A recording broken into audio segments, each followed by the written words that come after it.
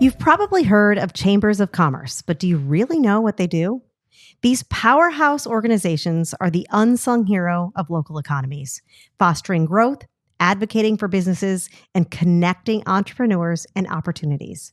In this podcast, we'll explore how chambers of commerce shape local business landscapes, the vital services they provide to members from networking to professional development, real stories of businesses that have flourished with chamber support, and the impact of chambers on policymaking and community development. Whether you're a seasoned business owner, an aspiring entrepreneur, or simply curious about what makes your local economy tick, we will give you valuable insights into this essential organization. Today, we welcome into the studio Kristina Park. She is the CEO of the Greater Naples Chamber. Thank you so much for having me. I am so excited to dive into this because I know a lot of people are like, well, yeah, doesn't every town have a chamber? But I don't know what they do. Are they like the welcome wagon? Right. Like people honestly may not know. So before we get into that, what is it that inspired you to become part of the Greater Naples Chamber? Absolutely. So I've always been an advocate for business. I grew up watching my father's an entrepreneur, right? Running different kinds of businesses from all different types of industries. So I've always supported business owners and community growth and development, right? We're a community impact organization. Mm-hmm. And so what attracted me to the Greater Naples Chamber was this community is something so exceptional, right? And I heard that before I moved. I'm seeing that and experiencing that now that I've relocated here, which has been rather recent. But there's so much opportunity ahead to support these businesses. It is well known. It is what named the top place to live in the USA. Isn't that amazing? This last year for so many amazing reasons. So how do we protect and preserve what makes it so special as we grow? And so I think just the opportunity to support the businesses that make up our ecosystem and drive this community forward, again, while we protect and preserve and grow wisely, just really intrigued me about the opportunity to relocate here. I'm glad that you said grow wisely, because not a lot of people, I think, would connect the dots that a chamber, that's part of what they do. They make sure that the community is growing responsibly and thoughtfully to make sure that it's not a smattering of things. Right. And so we have three pillars of our organization. We have our economic development efforts called the partnership. We have the Chamber of Commerce and our member services that we provide there. And then we have Leadership Collier Foundation. So all of our programming that goes along with fostering leaders and developing leaders in our community. And so those three work directly in concert with one another to produce the leaders that are going to be driving our economic development and supporting our member businesses, right? So they work totally in concert. But to your point, it's so important to understand when you're making a decision, how does this impact this part of our community, that part of our community? So all that we can do to educate and understand, because we are able to move forward collectively and collaboratively when we understand those impacts. So we're sit right at the nexus of all of those opportunities to help educate and move that needle forward, right? Lead collaboration and curate consensus towards where we're headed. So you touched on leadership, and it's so intriguing because I don't know if other chambers have this. So I want to expound on that a little bit, but the leadership program. Yes. So the leadership program fosters the growth of these leaders that then fall into place throughout your community. Do other chambers have that, or is that just inherent to our chamber? They do. So it's not always under a chamber of commerce. There are many chambers that do host something of this nature, and they just have varying degrees. What is so intriguing and exceptional about the Leadership Collier Foundation is they're offering it at many different levels. We've got our high school program designed to make sure that those that are headed to college understand the beautiful parts of the community. Even if they're from here, they may never have known. So they want to come back and return and bring their talents back home once they finish their studies. We've got our Associate Leadership Collier for our emerging leaders, and we've got our traditional Leadership Collier program. And we partner with Greater Naples Leadership, who's for our seasoned professionals in the market. And so having so many layers, and then you incorporate the leadership skills development components as well through our leadership lunches and some leadership training opportunities that we have. So yes, many chambers may have them, but how robust this one is to service such a variety of audiences and really recognize that true leadership skills development starts early, and let's just foster that spirit throughout. And I love that, because starting out young with somebody, I mean, I moved here obviously when I was a lot older, but a young kid not knowing what their community offers, and you're showcasing that for them. Absolutely. How cool is that? Because then they can go, oh, I can see where I can fit into this economy or this community once I graduate from college or once I graduate from high school. It helps them plug themselves in a little bit better. Well, and having the diversity of perspectives so that we're shaping an inclusive community, right? I mean, we're not just servicing the CEOs of major corporations that may sit in a boardroom, leading certain initiatives. It is all of these ages that we're trying to ensure that we're creating a livable community for. And so we call them our emerging leaders, our leaders of tomorrow, but they're leaders of today. They're leading in their circles of influence. And our job is to just help give them the toolkit necessary to allow them to be the best possible leader in our community. That is so great. You're fostering this growth so young. Now, how has your vision for the organization evolved since you started? Because you haven't been here for that long, but how has it changed, and how are you seeing things? So I just think managing opportunity. I mean, there's so much opportunity within those three pillars of how they, again, work and orchestrate with one another, and then what this community needs may be, what these community needs are. Again, protecting, preserving what makes us so special, decided where we're headed. Chambers of commerce can have mission creep. I saw an interesting meme, creep. Right? If you've ever seen Lion King and they hold up, it's everything in the light touches is your job description, right? I mean, the Chamber of Commerce, we get calls for everything. I'm sure you do, because you're the go-to. We're the go-to. You're the welcoming committee to the town. Sure. And so that's part of it, right? Is so because we're recognized as that nexus of all things, but we don't have to provide all those services directly necessarily. We have to be that central hub of resources, right? So this morning I had an opportunity to work with our Small Business Development Center based out of FGCU. Talk about a fantastic resource. Right. And so why would we duplicate? Why would we try to step into a space where we're not the absolute experts? Let's partner with those that are, refer back and forth. So ultimately, I think just we're creating some dynamics about what I would say our ecosystem and our atmosphere. Who are we? What do we provide directly? And then who is in our atmosphere that we can help partner, collaborate, form those partnerships with to refer back and forth. Right. It creates the biggest impact. And like you said, not duplicating efforts for certain. So how do you, as a chamber, measure your impact that you're having on your community? So it's qualitative and quantitative, right? I mean, we want to see membership growth because we recognize that we're providing value to more and more on a consistent basis and continually growing that membership. But engagement is a huge part of that too, right? You can write your check and never show up and send it and there are some businesses that is their desire. They want to invest in an organization like ours that they recognize is doing this work full time to move that needle forward. And so engagement looks different for all of our members, but seeing that we're providing programming that they find is valuable, creating and fostering meaningful connections in the right types of settings, and showcasing our member businesses. So it's a combination of both quantitative and qualitative. We get that through survey work and a lot of anecdotal. And then often, I think our best note of success is when we get those referrals from existing members who are happy and satisfied and seeing value in their membership and saying to others, you've got to go where I've been to get value. So on that note, success stories. Yes. Of people that have worked with the chamber, been chamber members. Can you share one with us? Oh man, there's so many to narrow it down. Well, I mean, I think the first two that come to mind. So one is a connection, one is a resource element, right? So we had a digital marketing firm and a tech company that were able to team up and create better visibility for both of their organizations because they were stronger together, right? And then we have stories like I heard at our recent member showcase where an individual came to me and said, if not for you and your organization, during COVID, I would have gone under, but it was because of the resources and direction that you provided, the input, the connections with those that were forging a similar path, that I was able to even sustain and keep my business open.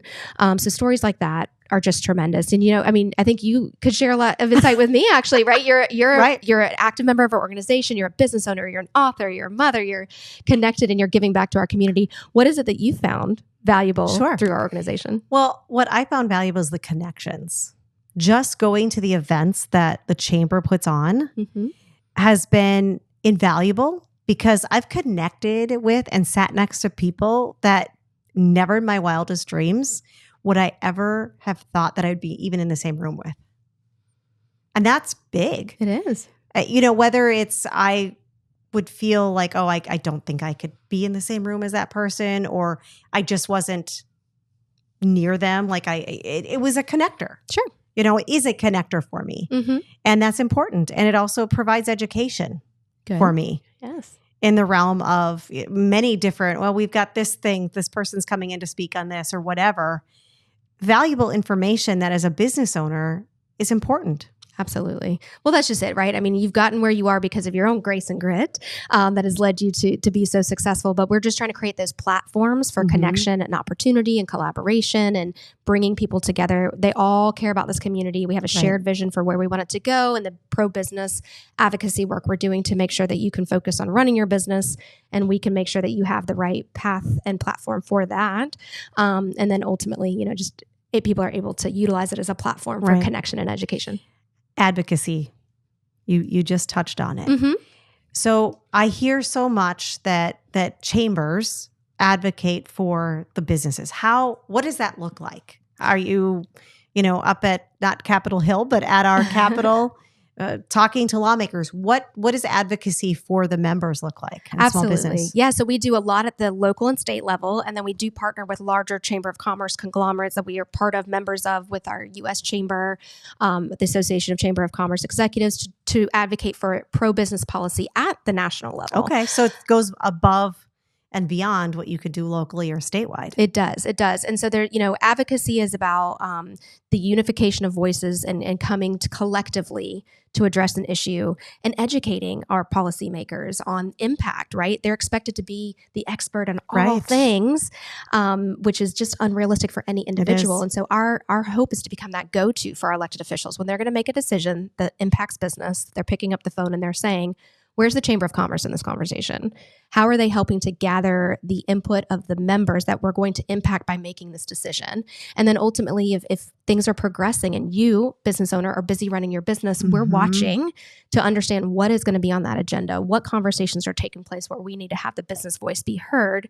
And as these things kind of come down the pike, that we're able to advocate on behalf of our member businesses, again, both a lot at the local, kind of county level, and then at the state level as well. That's great, because yes, we're staying in our lane as business owners, doing what we're supposed to be doing. It's hard for us to pay attention to all the stuff that's happening out there that can affect our business, and a lot of times does. And then on the backside of it, we don't know what to do if it actually, if it's a law that goes into place or whatever. You guys are on the forefront of it. And that's our job. We're just wanting to watch what's coming down the pike, what could be happening. And again, we want to kind of flip the script on that and become the go-to resource for our elected officials and partners in government on staff to understand that we can help get the input from the business community, and that this is what their needs are so they can do business effectively. That's awesome, because you're out there advocating for all of us. That's so great. So what role, we've already talked about, connecting and all of that, networking essentially, but what role does the chamber play in attracting new businesses to the area in which they're at, as a whole? How does that piece fit into what a chamber does? So different organizations like mine are different across the country. Some have economic development under their umbrella like we do, some do not, and they partner with that private or public-private partnership of economic development resources. And so here in Naples, it is part of our purview. We focus a lot on retention and growth of our existing businesses and making sure that they have the proper environment to do business well. And then there's an element of understanding you want to relocate your business here, and let us be that go-to resource to help you do so. What is the regulatory environment? How do I get connected with the right, maybe potentially brick and mortar space that I'll be needing? How do I expedite permitting, and who do I talk with? And so ultimately we want to cut the red tape and roll out the red carpet for those that are interested in coming to our community, right? And so help them make that a positive experience, and then just understand who we are so they can be successful. Not every business is going to be a fit in every community, right? And so what we have that I love about this area, we call it the Rodeo Drive effect, but ultimately, do you fit our tapestry? Sure. And will you have the opportunity to be successful in our footprint? Because this is who we are. This is what we value as a community. And we love to welcome you in with open arms and make sure that you're popular and successful and well supported and all of those things. So part of that is just helping to understand their business model and how it fits the culture of any community, so it can help perpetuate the culture that has been established here. And that's part of that, preserving what makes us so special. And I go back to that. It all points back to, making sure that you have the right mix of businesses within your community. Mm-hmm. And down here in Florida, we are very seasonal. And it's so great because you can look at a business and be like, okay, well, I know that they can bring year-round jobs Mm-hmm. to the area. And that I would imagine is a pretty important aspect. I'm really grateful that you touched on the seasonality, because I've been to many markets across our country where they didn't keep an eye on that. And the seasonality created a situation, right, where individuals can't afford to become homeowners or can't afford to live there full time. They're 6 months here, 6 months there, because it is so seasonal. And so building in that year-round sustained business, recognizing hospitality is our number one sector. Tourism is huge here in the Greater Naples area. And so helping support our Convention and Visitor Bureau to tell that message to come visit us in those shoulder seasons for all of these wonderful reasons, right? And so we want to help fill the gaps of the seasonality and create less seasonality so that we can support our business community year round. I definitely agree with that. Yes, please. But is that ever, with bringing in a new business to somewhere that is seasonal, does a new company look at that in a positive or a negative light? I think it depends on the nature of their business, right? If you're here designed to support the locals versus support the visitors, and who is your target audience, what type of service are you providing? We're seeing a huge trend in growth, and I know we'll talk about that later when we talk about the next 5 and 10 years for organizations like ours, but where you can live anywhere, but you may want to choose to live in paradise. Right. And so you are a remote worker and you want to relocate here, or you're a company that has a hub but not a physical brick and mortar, that the seasonality doesn't impact you as much. So that's part of the guidance we try to do on the front end of understanding welcoming a new business is, do you understand the seasonality of our market to ensure you're going to be successful, and you set your pace and expectations and pro forma business plans accordingly. And I'm glad we were talking about this, because I was just having this conversation with someone else. We're a special place in that, again, yes, seasonality is very important. A lot of people, I'm going into business, I'm opening a business, this is what I'm doing, and they don't think about the seasonality. And that's what gets them in trouble, because you're making your money when it's in season, and you have to preserve that to get you through your summer until, we start getting those snowbirds or the seasonal residents back into town. Absolutely. But people don't always think about that. And so that's where, the chamber is like, hey, this is what we're like here. Mm-hmm. Yeah. I mean, you can read the business books, you can write the plans, you can have been successful in business for so long. If you miss that element, it could be game changer. And so we want to make sure that those that are relocating, again, understand timing, understand the cadence of our visitation, so that they can be successful for a long time. So a burning question that I've had for a while is, how does a chamber, and you can answer this generally or you can answer it specifically, how does a chamber balance the needs of the small business and the large corporation that may be in the area of that chamber? So you said it earlier, right? A successful community has a blend of both, and they have different needs. And so our goal, our aim, our effort, our focus is recognizing that there are differences in needs and understanding how to service those, because we recognize that the mix of both creates success. So it's not one's better than the other. It's how are we going to create an inclusive environment in which both types of businesses can thrive, they can get the connections that they need, all of those things. And so you'll see that our programming, both from an education perspective, from networking, and even advocacy, is geared to recognizing the differences in the needs there. Right. You'll see programming from us morning, noon, and night for a reason.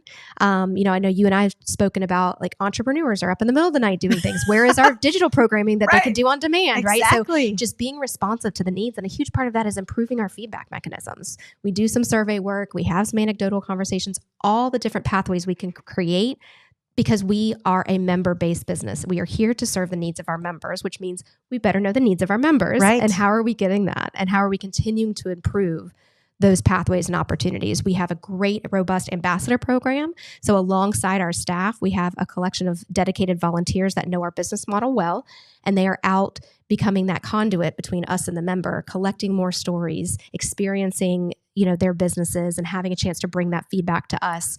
So I will say our doors are always open, and we are aiming to just collect as much input as we can so that we can shape our programmatic elements around the needs of our businesses. And I've seen the ambassadors at work, and it's more than, when you think of a chamber, you think of, the ribbon cutting, the big scissors with the ribbon, right? It's so much more than that, because those ambassadors are not just doing the ribbon cutting. They are, but on the outset of that, they're out there saying, hey, are you a member of the chamber? Right. This is what the chamber can do for you. I'm a member of the chamber. They're out there talking about the chamber, which I think is so great. Yeah, being ambassadors for what it is that we do and all the work that we're trying to do. And I'm with you. I mean, once upon a time, it was open a business, join the Chamber of Commerce. That was linear. That's just what you did. Right. And that is not the expectation anymore. I mean, ultimately, I can get my networking in certain places. I can get my marketing done certain ways, right? But, and so how we redefine the role of a Chamber of Commerce, even chambers themselves pre-COVID thought of themselves as event planning organizations. Really? And since have recognized we're community impact organizations. I mean, we are taking that holistic view of how it's going to affect business and resident. We're advocating for pro-business policy and the business needs. And again, creating a livable community. Our vision is economic opportunity for all, right? And so while some are thriving, some are surviving. And we recognize that there's disparities, and we are trying to work to ensure that the rising tide floats all boats. And then ultimately, so a Chamber of Commerce really is that nexus with the for-business, not-for-profit, for-profit, not-for-profit government entities, kind of the lead collaborator. I never really thought of the chamber thinking of themselves as an event planning business. Again, but now that you mention it, right? You say Chamber of Commerce, sometimes it conjures up a certain perspective in one's mind about the ribbon cutting or the networking event. And so to your point, it's educating that it goes beyond so much more. I didn't know what a Chamber of Commerce was until I got into this line of work, believe it or not. I came from a tourism marketing background, and I fell in love with the business stories. And the reason I did what I did was to bring more visitors, to infuse more economic resources, to support the businesses so they could have the livelihood that I fell in love with when they told me their story. And so a partner of mine came and said, have you ever thought about working for a Chamber of Commerce? Because in addition to the marketing component, this is everything else they do. And it was the advocacy piece that really got my attention. So we've been talking about, small business. We've been talking about big business. What about the solopreneur? Because you had touched on, business has changed a lot and so on and so forth, and you can work from anywhere. So there's a lot of those people. Do chambers of commerce support a solopreneur?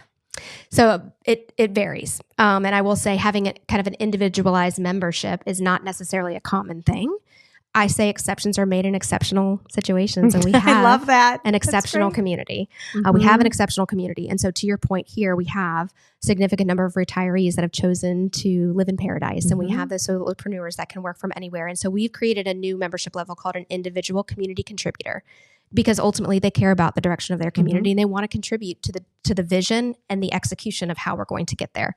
And so while that may not be common for all businesses, all chambers of commerce, it is something that we value, and we're really excited to engage more solopreneurs in the work that we're doing. That's so great, because we do live in paradise. We do. And so many people I have talked to are like, well, I'm kind of a nomad. I can work from anywhere, and so now I'm hanging my hat here for the next 2 years or whatever, and then they end up staying. Right. But they want to be just as plugged in as anyone else. Absolutely. And that's just, it is, again, back to the individual component, whether they're solopreneurs or they work for a large corporation. I mean, we have the Googles and, some of the large businesses that are national or international have representation here. Google's not joining the Chamber of Commerce for every one of their community's employees. But to your point, those individuals still care about helping to drive success in our community where they live. And so we want to give them the pathway to do that. That's great. So looking ahead, 5-10 years, what do you see as the biggest opportunities and challenges that chambers and the members of the chamber face? Sure. So chambers of commerce in general, I think helping get their businesses future ready is a huge part of it. With the National Association of Chamber Executives, we create a plan called the Horizon Initiative, where we're taking a look at what are the trends coming in the next 10 years. And that's on a national level? It's on a national level. Okay. What are the trends nationally in the next 10 years affecting the business community and our business owners? What are some of these themes so that we can then take that to our community and right size it to our community and their needs? And so we're creating Horizon Initiative 2.0. It's really fun to take a look at that and reflect from the 1.0 edition how many of those things came to fruition and what those changes looked like. It's like a time capsule. And so it's just, I love futurists. I love people that are looking ahead saying how might our future change and what will that all look like, right? So one theme, for example, is churn. When you have people moving into a community, you have people moving out of a community. You say we had a net growth or net loss of this many. But when you talk about culture, you have this many individuals with a new culture, vision, expectation, belief system coming in. And then you also have this many people leaving what made that tapestry of your community, right? And so we call that churn, but ultimately it's not just net 5. It's a whole set of values coming in and a whole set of values leaving, and how that changes the landscape of your community because you can be so remote and nomad and go all these places. So how are chambers of commerce preparing for that change and shift in their community, and how are they adapting? We did a really fascinating thing at the national conference this year. Raise your left hand if you've got people leaving your community. Raise your right hand if you've got people pouring into your community. And you knew which one we had. And some were both. Some were both. And then, but here in Florida and particularly here in Naples with such desirable living qualities of life, we have a lot of people moving into our community. And so again, just kind of how we're adapting that. So I think it's how chambers of commerce in general are reshaping the value we're providing to our members, forward-thinking, future-thinking, community impact organizations, introduction of technology and new things, AI. I mean, it's huge. That's funny. Did you see, I wrote down AI because I'm like, I bet that came up in that conversation. There's no way that it didn't. Absolutely. Absolutely. So what is AI going to do to the business climate? How are we getting our businesses future ready? How are we leveraging the power of AI? How are we protecting some of maybe the potential unintended consequences of AI? How are we teaching people how to be prompt, what is the right word? But ultimately where you're learning how to utilize AI prompt effectively. engineering. Thank you. Prompt engineering, right? And so how we're preparing our businesses to do that. We've got some fantastic experts, again, Small Business Development Center, they're literally teaching classes on this so we can be future ready. And so I think also here in our community, specifically when you want to talk about the next 5 and 10 years in our community, we're seeing expanding support for these technology-driven things. We're attracting entrepreneurs and remote workers. How are we fostering all of that here in our footprint? And then just recognizing the counter side of that. How are we creating housing affordability? And how are we ensuring the workforce is here for the things that are not remote? It's going to be that balance of the pros and cons and how we're kind of managing both sides of those things in 5 and 10 years to come. So much to think about when you look at, I bet it's so cool to look back at the other, the 1.0 that you looked at. And yes, like you said, what did we achieve or where are we at from that? I bet that's so cool. It really is. And again, just brainstorming where we could be in 5 and 10 years. When you think about where we've come in the last 5 and 10 years, how much things have changed 10 years from now and how we're predicting that and getting ahead of it so we can help our businesses get ahead of it. I have to think of, like back in the, long time ago, how did they really move as fast as we're moving now? I feel in the last 5 years, we've probably made 20 years of progress in 5 years, with technology alone. Like, did they have that back then? Did they feel the same way? That's a good point. I guess with new and you don't know what you don't know, and new and innovative, but the pace certainly feels like we're just expedited. Sure. It does. Am I missing anything else that you want our listeners to know about the chamber? Ultimately, just the welcome invitation to get involved. I mean, at the end of the day, if you weren't aware of what a chamber did, this intrigued you, this made you pause for a moment and say, I wonder if there's help they could provide because this is what's keeping me up at night. Or even I need to make sure they know that this is what's keeping me up at night because they didn't touch on that. The open invitation and welcome to become part of what we're up to. And so whether you're in this community or listening remotely in another community, I encourage you to take another look at your local Chamber of Commerce and all the value they can provide, not just for your business and your everyday operational business needs, the connections they can make for you that you otherwise would never have had.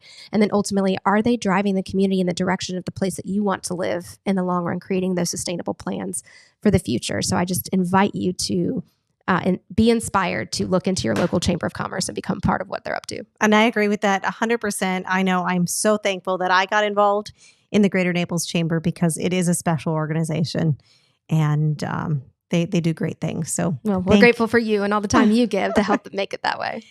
If our listeners are intrigued and they want to reach out to you, how can they do so? Absolutely. I'm happy to connect. So Kristina, Kristina at napleschamber.org. Find me on LinkedIn. Happy to connect there as well. And then again, ultimately just the open invitation to connect with our offices and find out more about how we can help you be part of the community and the things we're building. Thank you so much. Thank you so much. And thank you to all of my listeners.